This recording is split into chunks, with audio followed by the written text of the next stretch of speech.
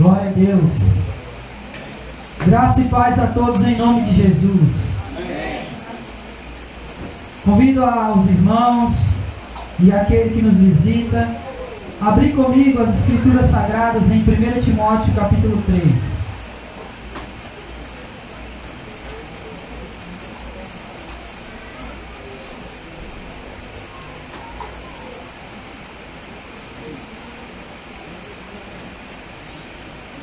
Primeira carta de Paulo a Timóteo, capítulo 3.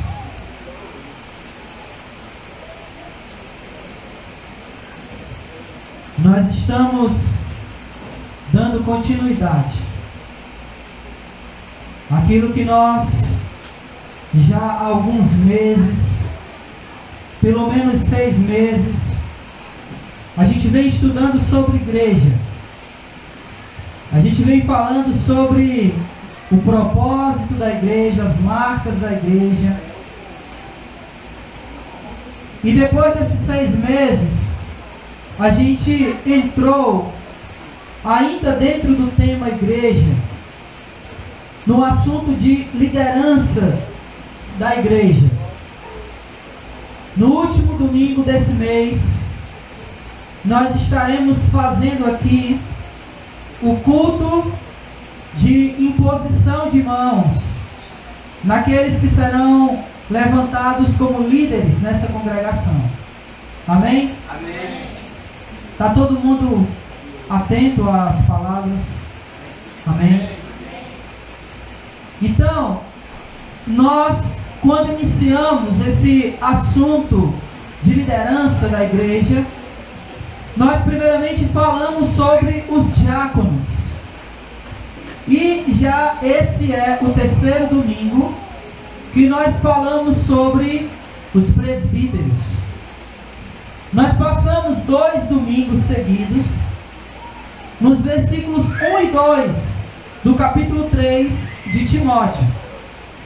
Quando eu falo 2 domingos seguidos, eu me refiro aos domingos em que eu estive pregando. Na semana retrasada, ou na última vez que eu estive pregando, nós encerramos o versículo 2 de 1 Timóteo capítulo 3. E hoje nós iremos ver os versículos 3, 4 e 5. E no último domingo desse mês, nós iremos encerrar esse tema de liderança da igreja, vendo os versículos 6 e 7 de 1 Timóteo capítulo 3. E nesse dia, neste último domingo, estaremos fazendo aquilo que algumas igrejas chamam de consagração. Nós estaremos fazendo a imposição de mãos sobre aqueles que serão os líderes nessa congregação. Amém? Então eu convido a você a ler 1 Timóteo capítulo 3, a partir do versículo 1, e iremos ler até o versículo 5. E diz assim: fiel é a palavra. Se alguém anela, se alguém almeja, se alguém deseja o bispado ou episcopado, boa obra deseja. É necessário, pois, que o bispo seja irrepreensível, marido de uma só mulher, sóbrio, prudente, decoroso, hospitaleiro e apto para ensinar, não dado ao vinho, não violento, mas amável, e não pacificador e não avarento, que governe bem a sua própria casa, que crie os filhos em submissão com toda dignidade ou todo respeito. Pois se alguém não sabe governar a sua própria casa, como cuidará da igreja de Deus? Até aqui. Vamos orar. Senhor, mais uma vez, nós temos o privilégio sim, Senhor, o privilégio de ler a Tua palavra. Porque nós sabemos que em alguns lugares do mundo a Tua palavra é proibida de se ler. A leitura da Tua palavra, seja pública ou individual, ela não é permitida. E nós te agradecemos pelo privilégio que o Senhor nos dá, de não apenas ler a Tua palavra, mas de pregar a Tua palavra. E mais uma vez, nos reunimos, em primeiro lugar, para glorificar, exaltar e cultuar o Teu santo, bendito e precioso nome. E para também, Senhor, ouvir a Tua palavra. Ouvir aquilo que o Senhor tem para nos ensinar. Ouvir aqui as palavras de vida eterna, como o próprio Senhor Jesus nos ensinou. Por isso é um privilégio estarmos aqui para ouvir a Tua palavra. Coloque em todos nós corações reverentes, que nesse momento possamos estar com os nossos ouvidos tampados para tudo aquilo que tira a nossa atenção. Que os nossos ouvidos estejam surdos para quaisquer conversas alheias ou paralelas, mas que os nossos ouvidos estejam atentos e abertos para a Tua palavra, Senhor. Em nome de Jesus. Essa é a nossa oração nessa noite. Abre os nossos ouvidos, abre os nossos corações para a Tua palavra. Em nome de Jesus. Amém. Como eu disse, meus amados, a gente iniciou aqui falando sobre os presbíteros, os versículos 1 e 2 de 1 Timóteo capítulo 3. E nós falamos aqui sobre a importância de se ter líderes. No versículo 1, quando ele diz que se alguém almeja, se alguém deseja, se alguém anela um bispado, ele está desejando uma obra excelente, uma obra importante. E eu falei aqui as razões pelas quais esse trabalho ou essa obra ela é importante. Isso há uns 3 ou 4 domingos atrás. Depois eu falei aqui que é necessário que aqueles que vão ser líderes, eles sejam irrepreensíveis, que eles tenham uma vida piedosa diante da igreja, que eles sejam pessoas de boa reputação entre o povo de Deus, que o povo de Deus os reconheça como pessoas que verdadeiramente são e dão um exemplo no meio do povo de Deus. Amém? Por fim, ou melhor, por fim da primeira pregação, nesse tema aqui de presbítero, eu disse que ele deveria ser marido de uma só mulher e também deveria ser sóbrio. E eu expliquei que esse marido de uma só mulher, a intenção de Paulo aqui era única e exclusivamente dizer que este homem, ele deveria ter uma vida sexual pura diante de Deus.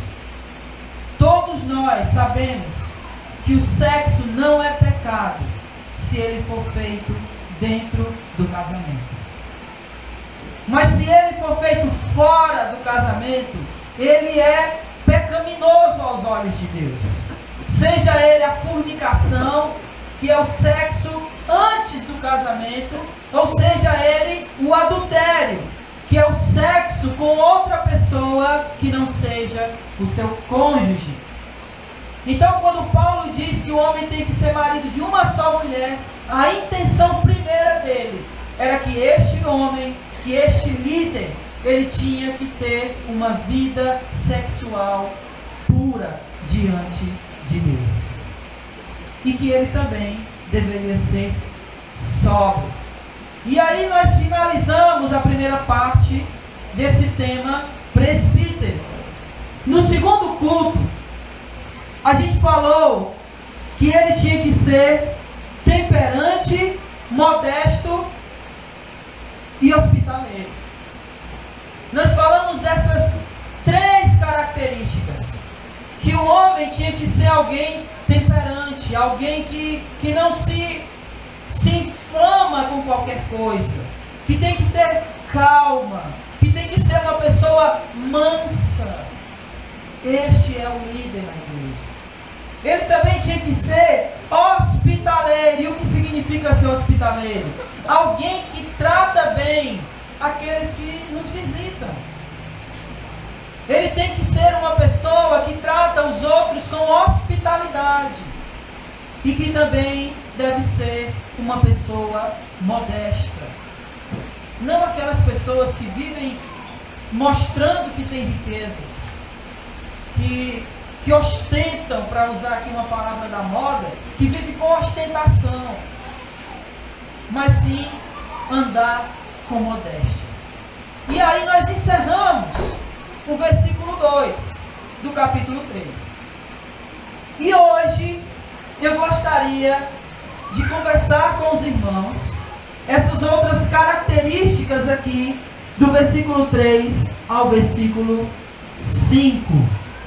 E eu gostaria que alguém pudesse me ajudar e ler essa primeira frase que está aí no versículo 3 do capítulo 3 de 1 Timóteo. Por favor, alguém me ajude a ler essa primeira partezinha aí. Ele não pode ser o quê? Como? Dado ao vinho.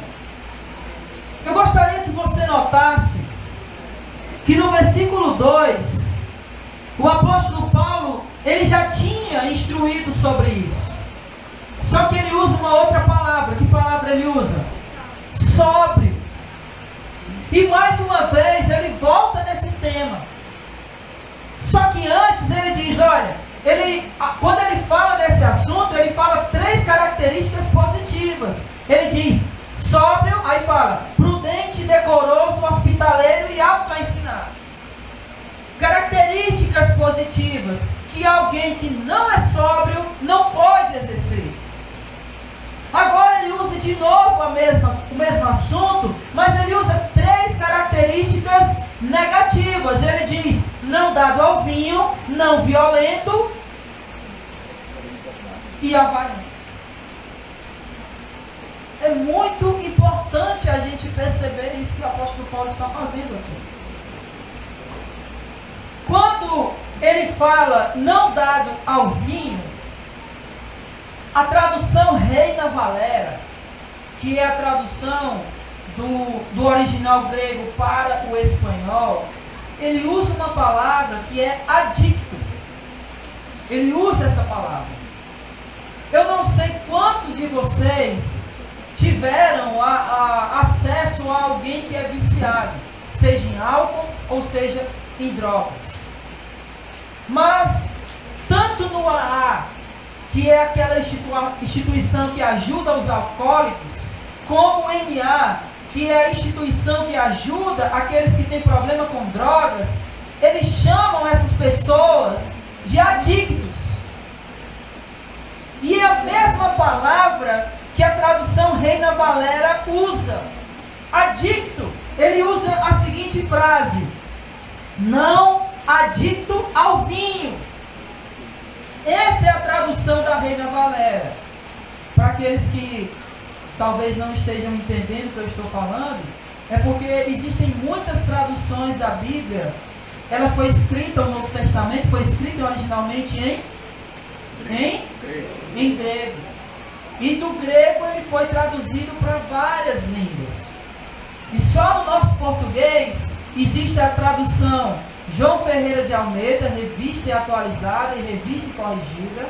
Existe a tradução da NVI. Existe as traduções católicas, tanto a Ave Maria como a Bíblia de Jerusalém. Existe a tradução da linguagem de hoje, isso só no português.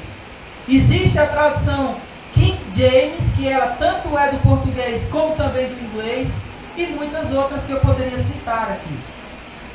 Mas a tradução Reina Valera, que é a tradução do português as línguas latinas, ou as línguas em castelhano ou em espanhol, ela usa essa palavra, adicto, que significa alguém que está não apenas inclinado a beber, mas alguém que está inclinado a ser viciado no álcool. Então, alguém que tem essa inclinação ao álcool, que não consegue se controlar com relação à bebida alcoólica ou bebidas intoxicantes, porque há de se deixar claro aqui, irmãos, que não é apenas bebidas que tem álcool que embriaga, mas toda e qualquer bebida que nos intoxica, ela nos embriaga. Vocês já tomaram aluá? Quem já tomou, levanta a mão aí, por favor. Eu lembro que quando eu era criança, isso não há muito tempo atrás, há alguns anos, eu ainda me lembro, então. Eu lembro que os meus avós, ou principalmente a minha avó, geralmente quando se tinha festa de final de ano, ou algum aniversário, ou alguma coisa que fosse, sempre tinha luar. E ela sempre dizia: menino, não toma muito, senão tu vai ficar bêbado. Quando eu era criança, eu achava que isso era só para a gente não tomar muito, que era para sobrar para os adultos. Eu achava que era isso, que era para as crianças não beber, porque é os adultos que tinham que beber. Mas na verdade não é. De fato embriaga. E ela embriaga porque ela fermenta. E por ela a fermentar, ela cria intoxicação no nosso corpo. O nosso corpo fica intoxicado com aquele fermento e por isso nos embriagamos, se bebermos demais. Então não é apenas a bebida alcoólica, mas toda e qualquer bebida que nos intoxique, nos embriaga. E se nós temos essa disposição a esse tipo de bebida, que não conseguimos nos controlar com esse tipo de bebida, então não servimos, não estamos aptos a exercer uma liderança. E eu quero deixar outra coisa clara aqui, que por mais que as minhas instruções aqui, irmãos, elas sejam específicas para aqueles que vão exercer uma liderança na igreja, mas ela também serve para todo e qualquer cristão. Todo e qualquer cristão. Nós não podemos ser pessoas dadas à embriaguez. Nós não podemos ser pessoas que nos deixamos levar por qualquer coisa que nos domine. E aqui em específico, aquelas bebidas que nos embriagam. Isso não é digno de cristão. Isso não é modos de um cristão se portar. E se não é digno, se não é modo de um cristão, quanto mais aqueles que vão exercer liderança na igreja. Por isso Paulo, ele aqui instruindo a Timóteo, essa característica aqui que é a primeira do versículo 3, ele diz que não se pode esse homem ser dado ao vinho. Eu falei aqui de traduções. Olha como é que a tradução da NVI, ela traduz isso aqui. Olha só. Ela diz assim, em Efésios 5,18, que todos nós conhecemos, ela traz a frase que tem lá, é: não vos embriagueis com vinho. Vamos abrir lá, só para vocês terem uma ideia disso. Por favor.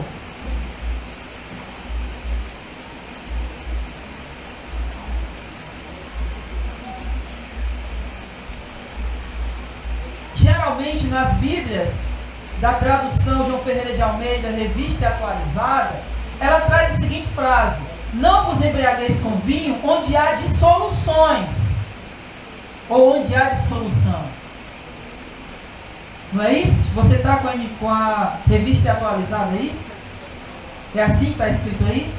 Não, Efésios 5,18. Não vos embriagueis com vinho onde há dissoluções.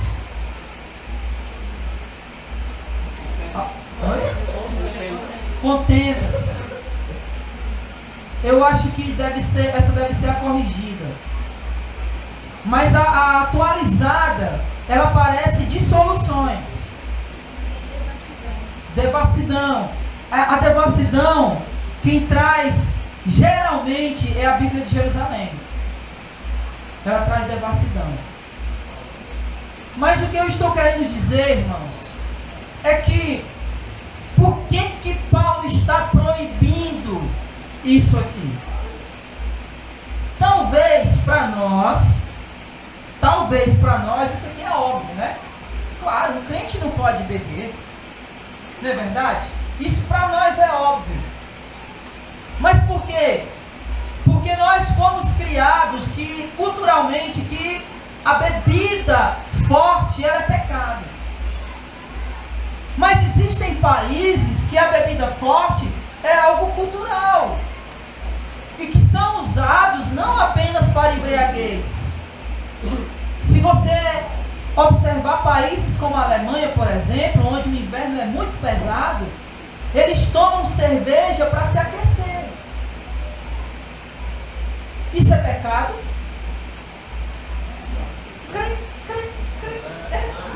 Só os grilos, né? É óbvio que não. Porque o que Paulo está proibindo aqui, como ele proíbe em Efésios 5,18, e instrui aqui, ele está proibindo a embriaguez. E aqui a instrução são para aqueles que são viciados na bebida forte, ou dados, ou adictos nesse tipo de bebida. Então Paulo está proibindo aqui isso.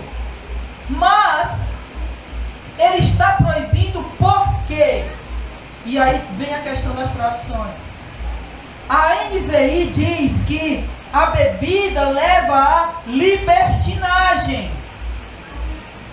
A Bíblia de Jerusalém, como a tradução que a irmã Socorro leu, ela diz que ela traz ou leva às portas da devassidão.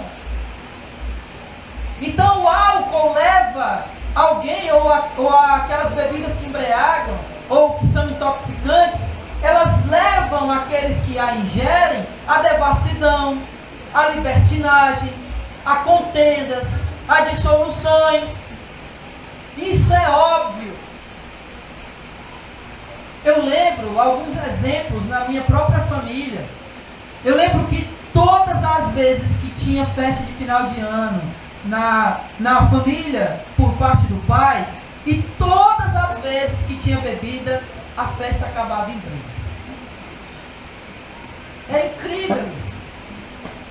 Eu lembro de quando eu era adolescente, que eu e os meus amigos, a gente se reunia para beber, acabava em briga. Eu lembro que uma vez um amigo saiu no tapa com o outro, só porque estava embriagado. No outro dia estava tudo bem.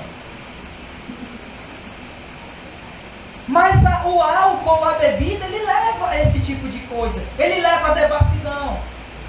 Ele leva a contendas, que são as brigas. Ele leva as dissensões. Então Paulo está instruindo aqui porque o álcool ele leva alguém a isso.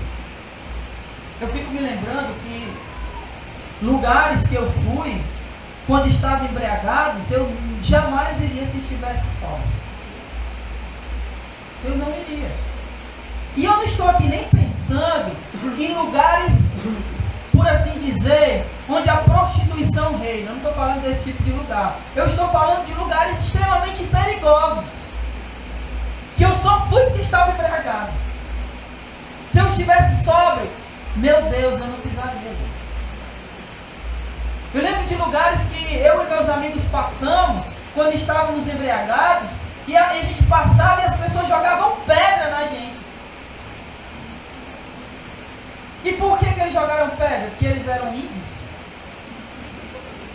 Não, é porque o lugar era perigoso mesmo. E a gente estava lá, todo bonitão andando. Então, o álcool, a embriaguez nos faz fazer coisas que, se nós estivéssemos sóbrios, nós jamais faríamos. Jamais. Por isso Paulo diz, aquele que quer ser um líder, um bispo, um pastor na casa de Deus, um presbítero, que é o nosso caso aqui, o nosso tema, ele não pode ser inclinado ou dado ao vinho. Amém? Amém. A segunda coisa, aí ainda no versículo 3, ele diz que não deve ser dado ao vinho, mas deve ser o quê? Leia aí, por favor. Me ajude mais uma vez. Não pode ser dado ao vinho e o que mais? Não violento, não espancador.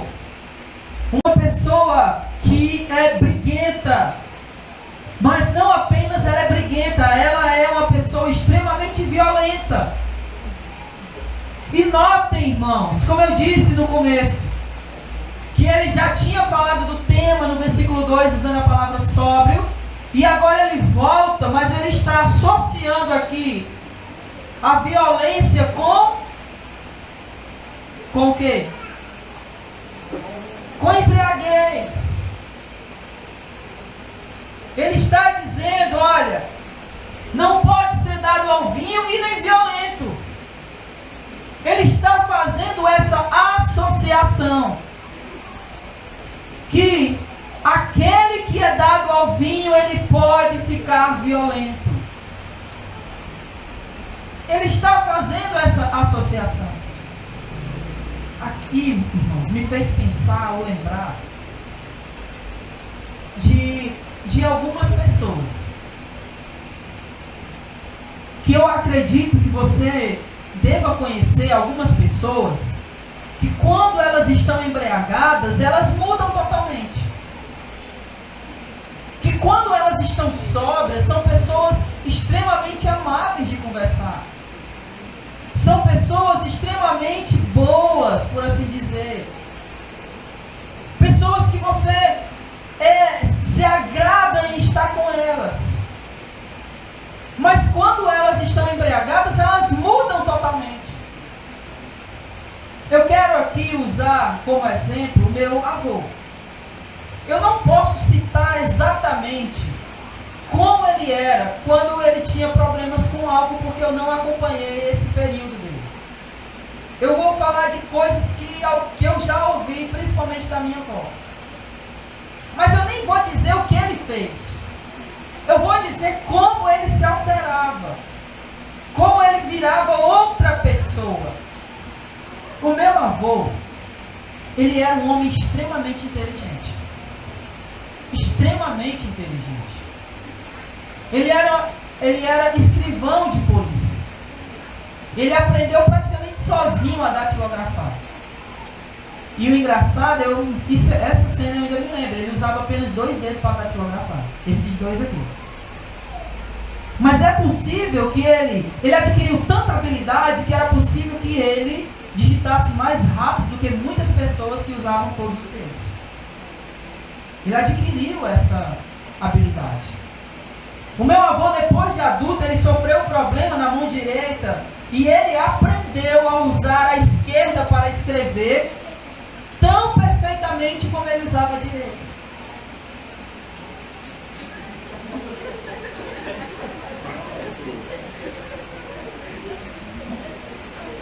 Amém. Eu nem vi, mas amém. Voltando aqui, por favor. Corta. Ele era muito inteligente. Só que o meu avô, quando embriagado, fazia coisas que a inteligência dele parecia que não existia. Ele fazia coisas que você olhava, poderia olhar e dizer, como alguém tão inteligente conseguiu fazer uma coisa tão absurda como essa?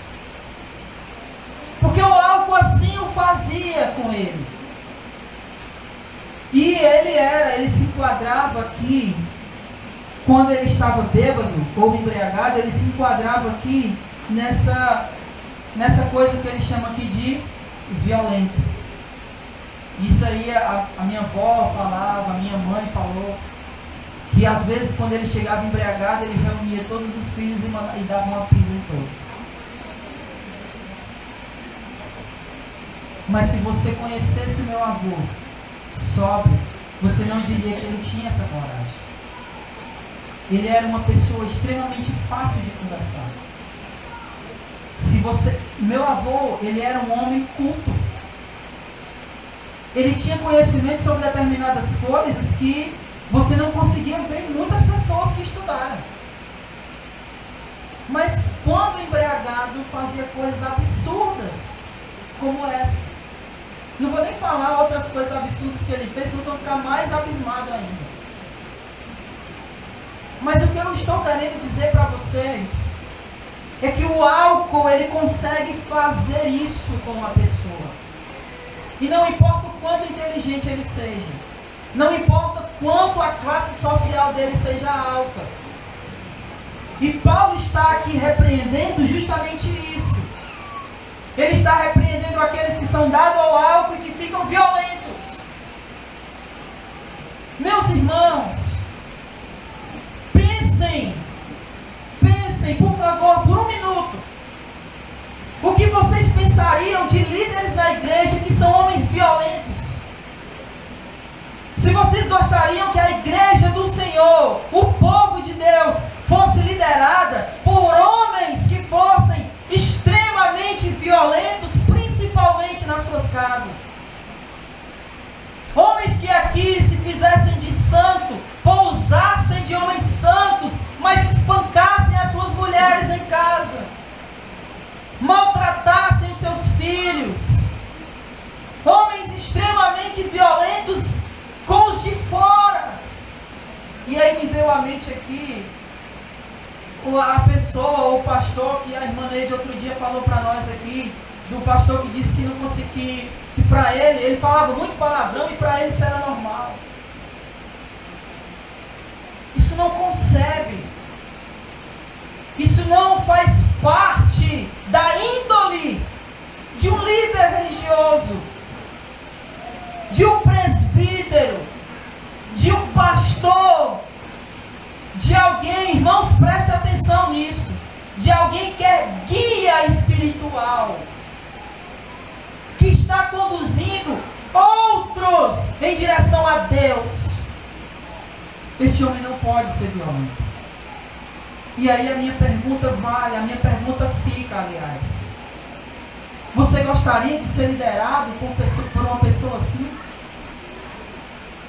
Sim ou não? Não. É óbvio que não, meu irmão, minha irmã. Por isso a instrução de Paulo é clara e óbvia. O homem não pode ser dado ao vinho, não pode ser violento, mas ao contrário de violento ele tem que ser o quê? Olha aí versículo 3, por favor. Ele deve ser o quê?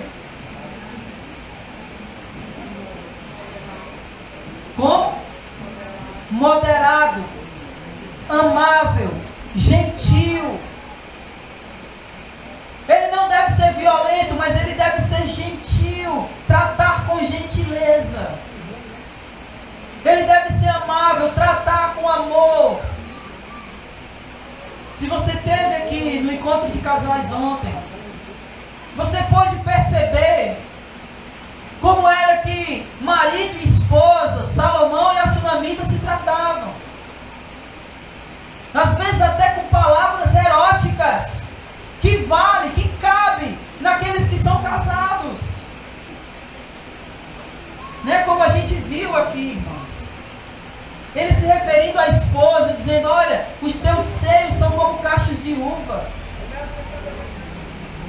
O teu umbigo é como uma taça cheia de vinho. Coisas que entre casais casados deve existir, tem que existir. E essa questão de ser amável, não apenas, mas principalmente com a esposa e os filhos, mas não apenas com a esposa e os filhos, mas amável, tratar com amabilidade até aqueles que a gente não conhece. Agora, só uma coisa. Quando eu disse que não tratar apenas a esposa com esse tipo de coisa, não estou me referindo à parte erótica, tá? A parte erótica é só com a sua esposa. Mas a parte de ser amável é com qualquer pessoa. É tratar com gentileza. Isso é característica de um líder. As Escrituras revelam que Moisés era um homem como? Como a Bíblia retrata Moisés? Não creio que você não sabe. Como? Manso. Era um homem manso. E isso me faz pensar quanto o povo de Israel era ruim. Porque esse homem manso foi tirado do sério algumas vezes. Quebrou lá, feriu a rocha, porque estava indignado com o povo. Então isso retrata o quanto aquele povo era ruim. Mas eu não estou querendo aqui falar do povo ruim, mas sim da característica de Moisés em ser manso, gentil, amável, cordato. Porque essa é a característica daquele que exerce liderança no meio do povo de Deus. E essa é uma característica, irmãos, que elas estão ficando cada vez mais para trás. Porque o que nós vemos de homens de Deus, entre aspas, arrogantes, homens de Deus, entre aspas, ignorantes, homens de Deus que tratam mal as pessoas, porque se acham numa posição superior. Eu fico imaginando quem constituiu essas pessoas, líderes. Quem deu esse tipo de poder a essas pessoas tão arrogantes, que se acham superior aos demais porque estão num cargo. Meu Deus, quanta bobagem, quanta ilusão. Meus irmãos, o fato de sermos líderes, e eu vou falar isso no último domingo, não nos dá o direito de deixarmos de ser humildes. Pelo contrário, nós temos que ter toda a humildade, nós que somos líderes na congregação, de saber que nós não temos nenhuma condição, escute isso, nós líderes nessa congregação, não temos nenhuma condição por nós mesmos de liderar essa igreja, a não ser aquela condição que o próprio Deus nos dá. Não nos faz superior a ninguém.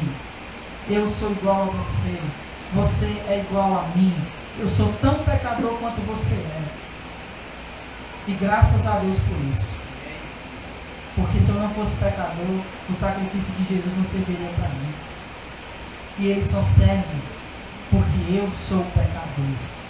Jesus disse: eu não vim para os sãos, eu vim para os doentes. Eu não vim chamar justos, eu vim chamar pecadores ao arrependimento. Amém? Amém? Vamos para uma terceira aí,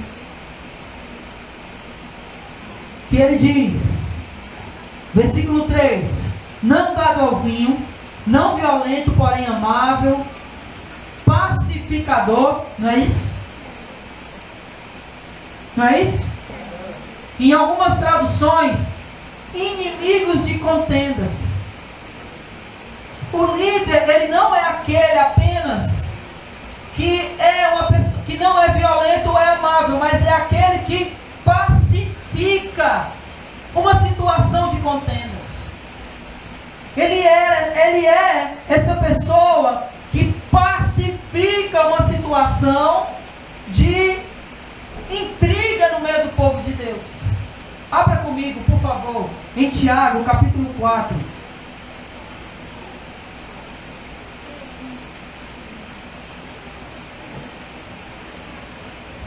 O líder tem que ter essa capacidade de pacificar uma situação contrária, uma situação de problema dentro do povo de Deus.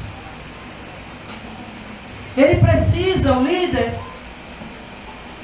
perceber que vai haver essa situação de disputa entre o povo de Deus. Mas ele precisa ter a consciência de que quando isso acontecer, é porque há uma disfunção espiritual no meio do povo. Que há uma falta de espiritualidade no meio do povo. E aí eu gostaria que você lesse comigo, ou alguém lesse para todos nós, Tiago 4, do versículo 1 ao 4.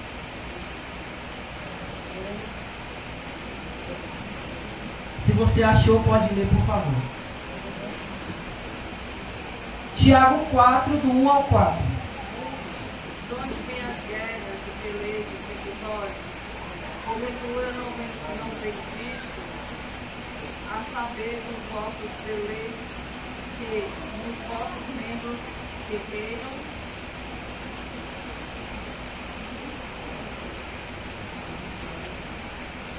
Cobiçais e nada tendes, seus invejosos e cobiçosos, e não podeis alcançar. Combateis a guerra e nada tendes, porque não tendes. Pedis e não recebeis, porque pedis mal, para o das partes em vossos deleites. Adúlteros e adúlteras, não sabeis vós que a amizade do mundo é inimizade contra Deus? Portanto, qualquer que quiser ser amigo do mundo, constitui-se inimigo de Deus. Então, ele precisa saber que vai haver, porque o povo de Deus, eles são seres humanos. E como seres humanos, nós vamos ter dificuldades entre nós. Talvez até uma situação onde haja um atrito entre nós.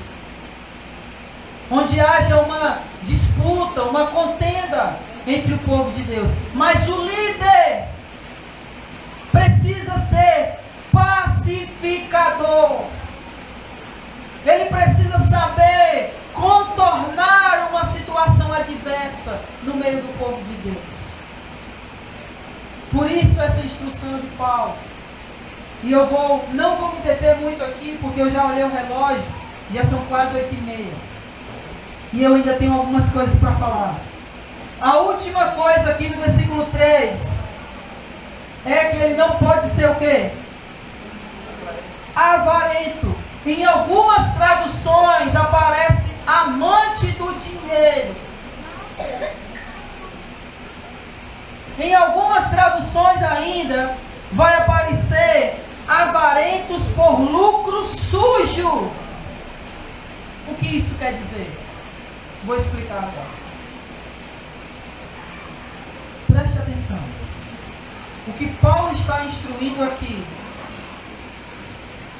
é que a disposição, escute isso, irmãos, é que a intenção do ministro de Deus não pode ser o lucro.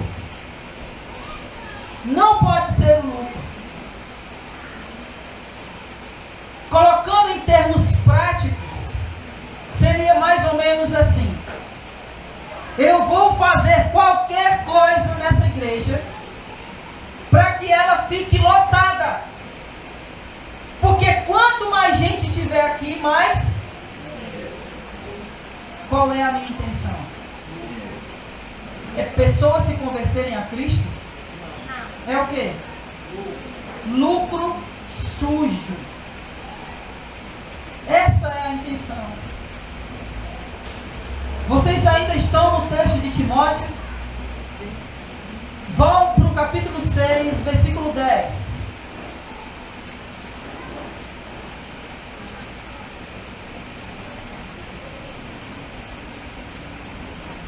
Paulo ainda, instruindo Timóteo, ele diz que qual é a raiz de todos os males? É o dinheiro, é o que está escrito aí. 1 Timóteo 6,10. O dinheiro é a raiz de todos os males. Ezequiel 34. Quando ele estava instruindo acerca, Deus dando uma profecia acerca dos pastores de Israel. Ele estava condenando aqueles pastores porque eles estavam se beneficiando da gordura das ovelhas e das lãs, mas não pastoreava.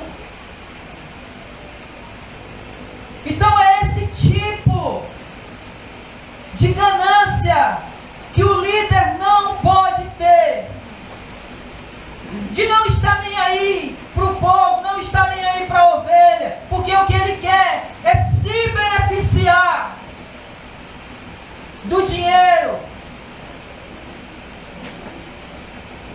Irmãos, eu vou falar uma coisa aqui, mas eu pretendo falar com cuidado para que vocês não me entendam mal.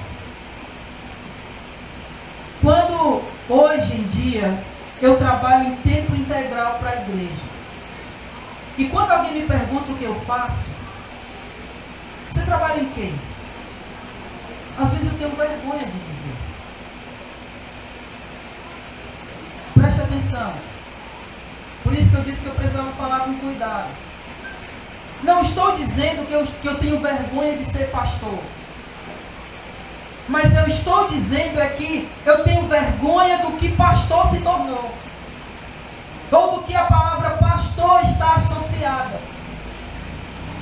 Isso me envergonha. Porque geralmente quando alguém diz que é pastor, está associado a quê? A quê, irmãos? Arrancar dinheiro do povo. A sugar até o último centavo dos mais miseráveis, a fazer pessoas pegarem o dinheiro da passagem do ônibus de volta para casa e ofertar e andar quilômetros a pé, para que os seus líderes andem de jato, de helicóptero e, se duvidar, até de submarino. Isso eu tenho vergonha. Como o apóstolo Paulo diz, eu não me envergonho do Evangelho, eu não me envergonho de ser ministro do Evangelho, mas eu me envergonho do que a palavra pastor tem sido associada. Disso eu me envergonho, porque a maioria tem usado aqui exatamente isso que Paulo está dizendo aqui. Eles têm sido avarentos, eles têm amado ao dinheiro. Eles têm aqui sendo pessoas que estão inclinadas ou avarentos por lucros sujos. E fazem qualquer coisa pelo dinheiro. E se desviaram da palavra de Deus, do propósito do Evangelho e de tudo mais. Mas preste atenção, porque essa não é uma palavra apenas para líderes. É para todos. Se nós amarmos o dinheiro, nós não amamos a Deus. Nós precisamos aprender a amar pessoas e usar coisas. Porque o que nós estamos fazendo hoje em dia é amando coisas e usando pessoas. Não podemos ser avarentos. Deixa eu dizer uma coisa aqui. Esse cara, o autor desse livro, eu estou sempre mostrando esse livro porque, além das escrituras, é o livro onde eu tenho me norteado para essas palavras ou essas palestras acerca de presbíteros e diáconos. Ele conta uma história sobre John Wesley. John Wesley, ele tinha acabado de decorar o quarto dele com vários quadros de arte caríssimas da época. E quando ele terminou de toda a decoração do seu quarto com aquelas artes muito caras, a governanta da casa, aquela pessoa que cuidava da arrumação da casa dele, ela entrou no quarto e ele viu que ela estava apenas com aquele negócio que coloca no pescoço, não lembro o nome, cachecol. Ela estava com um. E aí ele ficou muito ressentido porque ela estava viu e ela só tinha um para se aquecer. E ele disse, não, isso não é possível. Aí ele meteu a mão no bolso e ele viu que o que sobrou do dinheiro dele, depois que ele decorou todo o quarto, não dava para comprar o cachecol dela. E ele disse, tá errado. Como é que eu faço isso aqui no meu quarto e a minha doméstica, eu não tenho como comprar, ajudar ela. O dinheiro que eu tenho ganho, eu tenho investido em coisas e as pessoas passando necessidades, está errado. E aí, ele percebeu que durante o ano inteiro, ele conseguia passar, ou melhor, durante o mês inteiro, ele conseguiria sobreviver com 28 libras. E o ganho dele era 30 libras. Então o que ele fez? Ele viveu com as 28 libras e doou as 2 libras para a caridade. No mês seguinte, ele triplicou essa renda dele. E aí, o ganho dele, que era 30 libras, passou a ser quanto? 90. E o que foi que ele fez? Viveu com os 28 e doou o resto. Porque o que ele precisava para viver era 28. Eu fiquei me lembrando o que Jesus disse: não acumulai para vós tesouro na terra. Ele viveu isso. Ele vivenciou isso, John Wesley. E eu fico olhando para mim. Eu não sei porquê, mas na minha casa bate muita gente pedindo coisa. Graças a Deus por isso. Porque até hoje, graças a Deus, a gente sempre teve como ajudar. E hoje foi engraçado. Eu deixei a garrafa de café do lado de fora da minha casa. A garrafinha que eu trago todo domingo para tomar café. Esqueci na calçada. A gente estava esperando o Everton e o pai, aí tem uma cestinha de lixo, estava vazia a cestinha de lixo. Eu coloquei a garrafa lá em cima, aí a gente veio embora e ficou lá. Aí a gente ligou para uma vizinha e ela disse: não, aqueles meninozinhos que sempre estão por aqui que eu beber o café todinho.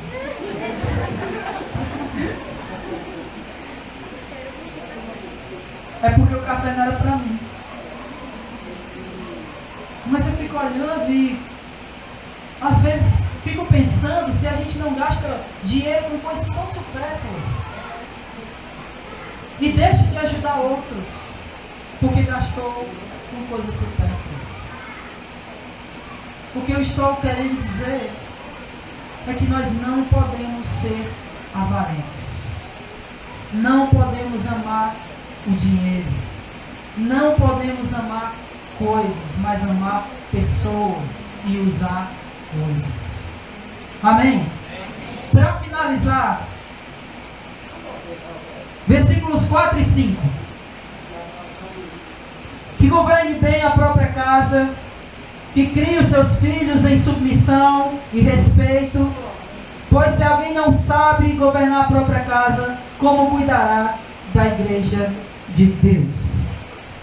Eu quero só dizer que essa é parte importante da vida do líder. Governar bem a própria casa.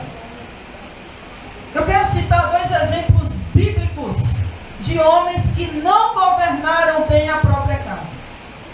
2 homens. O primeiro foi Eli. Quem foi Eli? Ele era um sacerdote na casa de Deus. Mas eu gostaria que você abrisse aí em 1 Samuel capítulo 2 e versículo 12, e vamos ver o que é que a Bíblia diz sobre os filhos de Eli, o sacerdote. Olha aí o que a Bíblia diz sobre Eli.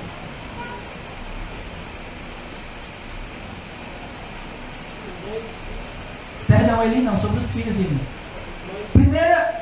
1 Samuel capítulo 2, versículo 12. Olha o que a Bíblia diz sobre os filhos do sacerdote. Alguém lê aí, por favor. Diz que eles são o quê? Filhos de Belial, é o que está escrito aí? Belial. Que mais? Olha só, irmãos. A Bíblia está dizendo, preste atenção, olhe para cá, por favor, preste atenção. A Bíblia está dizendo que os filhos do sacerdote são filhos de Belial e não conhecem ao Senhor. Como é que os filhos do sacerdote não conhecem o Senhor? Como é que os filhos de pastores não conhecem o Senhor? Como é que filhos de líderes não conhecem o Senhor? É impensável isso.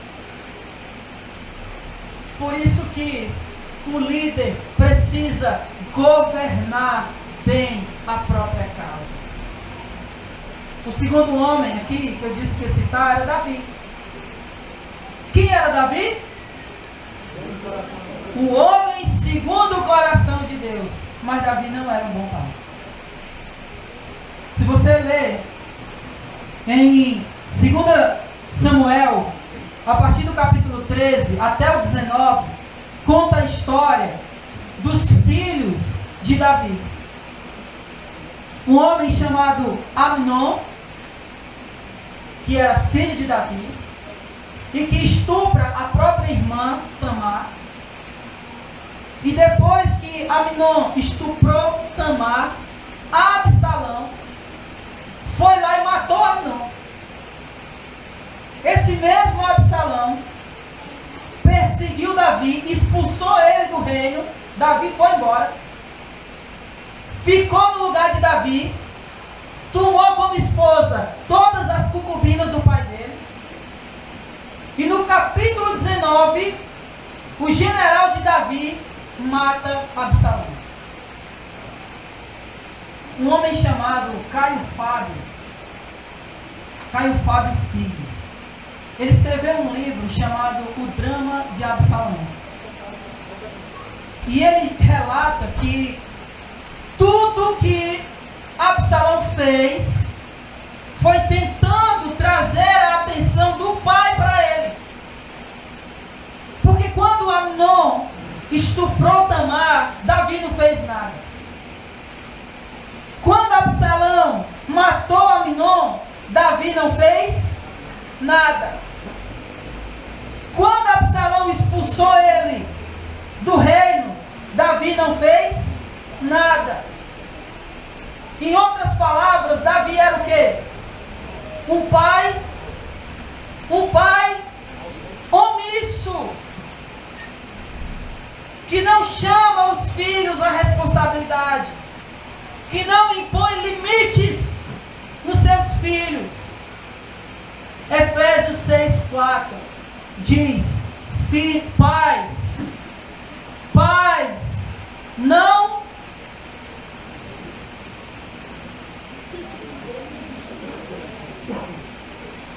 que pais, não trazei a ira a vossos filhos, antes criai-o na disciplina e admoestação de quem?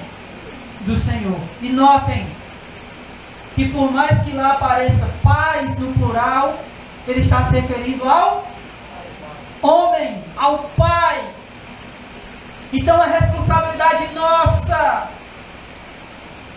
E essa palavra governar não é simplesmente mandar. Essa do versículo 4 aqui, que governe bem a própria casa, não é um governo tirano, não é um mandão. Mas a instrução de Paulo é que o pai seja alguém que venha suprir as necessidades, ou atender às necessidades, tanto da esposa quanto dos... Eu tenho aprendido isso com as minhas duas filhas, uma de 7 e a outra de 10 meses, que as duas têm a mesma necessidade.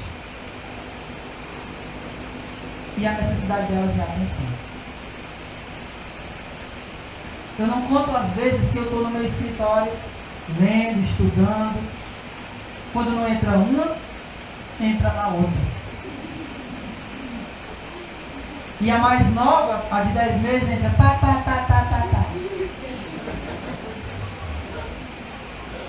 As duas têm a mesma necessidade.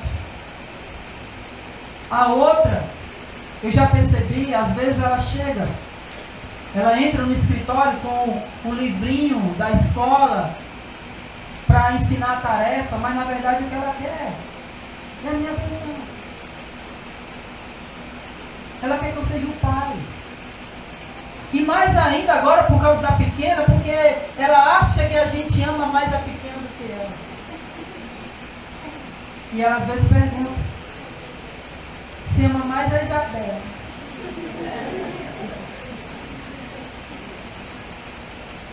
Mas é a gente atender a necessidade dos nossos filhos. Atender eles naquilo que eles precisam. Às vezes nós pais somos tão, me perdoem a palavra, mas somos tão idiotas. Me perdoem, mas essa é a palavra. Porque achamos que quando suprimos as necessidades físicas, está tudo bem. Tem comida? Então pronto. As contas estão pagas? Então pronto. E não é assim. Os filhos precisam de carinho. Os filhos precisam de atenção. Os filhos precisam que a gente sente com ele, ensine o dever de casa. Às vezes, bote para dormir. Eles precisam disso. E eu nem vou entrar aqui na questão da esposa, porque nem deveria. Porque isso já deveria ser uma coisa certa para nós. Que as nossas esposas, ou a nossa esposa, elas têm necessidades emocionais que precisamos suprir. Isso é governar bem a própria casa. Ter os filhos sob disciplina. Não ser aqueles meninos birrentos. Aqueles meninos que sapateiam no chão e fica chorando e você passa uma vergonha. Aquelas crianças que fazem tudo o que querem, quando querem, com quem querem, na hora que querem. Que assistem televisão até tarde, internet até tarde, tem celular e tablet e assiste qualquer coisa na internet. Não! As nossas crianças têm que ter limites. E quem impõe isso? Quem impõe? Os pais. E deixa eu falar uma coisa. Você pode ser avô, mas se o filho está, se o neto está sobre o seu domínio, a responsabilidade é sua. Embora não seja o seu filho. Você é quem impõe limites nos seus filhos. E se você mora com seu neto ou netas, com seus netos. Eu estou dizendo isso porque às vezes os avós, eles têm a tendência de ter o coração mais mole. Como diz o meu sogro, os filhos amansam e os netos montam. Meu sogro é que tem esse ditadozinho. Mas essa é a realidade. Então nós, pais, homens, líderes, nós precisamos governar bem a nossa casa. Atender a necessidade dos nossos filhos, da esposa, criá-los na disciplina e admoestação do Senhor. Deixa eu só dizer uma coisa aqui, irmãos, que eu já vi, e eu vou pedir para você, se você já fez, que você não faça mais. E é o seguinte: o filho fez uma coisa errada e você diz: menino, tu já fez isso de novo? Vai ler a Bíblia. Você está colocando a Bíblia como um castigo, quando deveria ser um prazer. Não faça isso, por favor. Pelo contrário, você deve castigar e disciplinar e ler com ele as Escrituras, porque ela é a lei do Senhor. E nós temos que nos regozijar nela. Amém, irmãos? Amém. Ele termina dizendo, no versículo 4, que nós devemos criar os nossos filhos em submissão e respeito. Eu queria terminar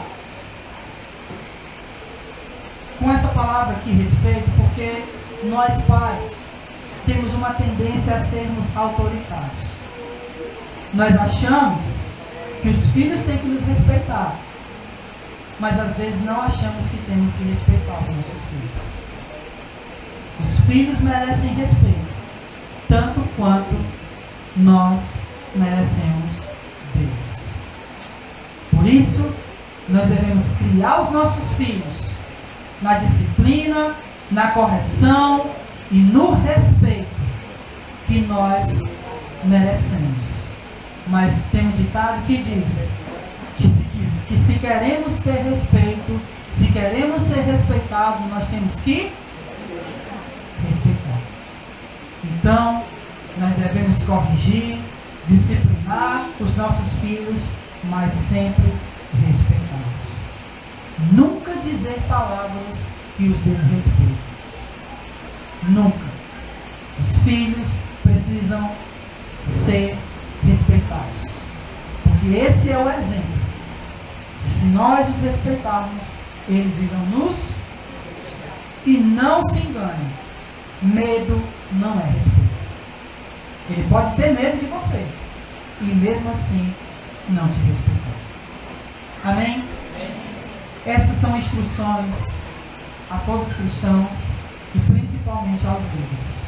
Nós iremos, irmãos, no último domingo, terminar aqui essa parte dos presbíteros e iremos fazer uma singela cerimônia de imposição de mãos àqueles que serão levantados como líderes nesta congregação. Fiquemos de pé, vamos orar a Deus. Senhor, obrigado, Pai. Obrigado pelo privilégio de estarmos aqui te cultuando. Aleluia, Senhor. Que possamos sair daqui com a intenção e com o sentimento, não que esse culto nos agradou, mas que este culto agradou a Ti. Glórias a Ti, Jesus. Como nós já bem dizemos, Senhor, este culto não é para nos agradar, porque este culto não é para nós. O único que deve ser agradado neste lugar é o Senhor. Glória a Deus. Os louvores são para Ti. Aleluia. A exaltação é para o Senhor. Toda honra, toda glória. As honras, glórias e louvores e adorações prestadas neste lugar. As orações feitas aqui, Senhor, em direção a Ti. Aleluia, Jesus. Pois só o Teu nome é digno. Amém. Dessa adoração e desse louvor. Glória, glória, glória. Em nome de Jesus, humildemente, nós Te clamamos que este culto seja agradável a Ti. E se nós tivéssemos vindo aqui, Pai, se alguém veio até este lugar na intenção de ser agradado, Senhor, que ele possa sair daqui na intenção e no sentimento de ter agradado ao Senhor. Glórias a Ti, Jesus. Nos leve em paz, abençoados por Ti, edificados pela Tua palavra e tendo sentido o toque do Teu Santo Espírito.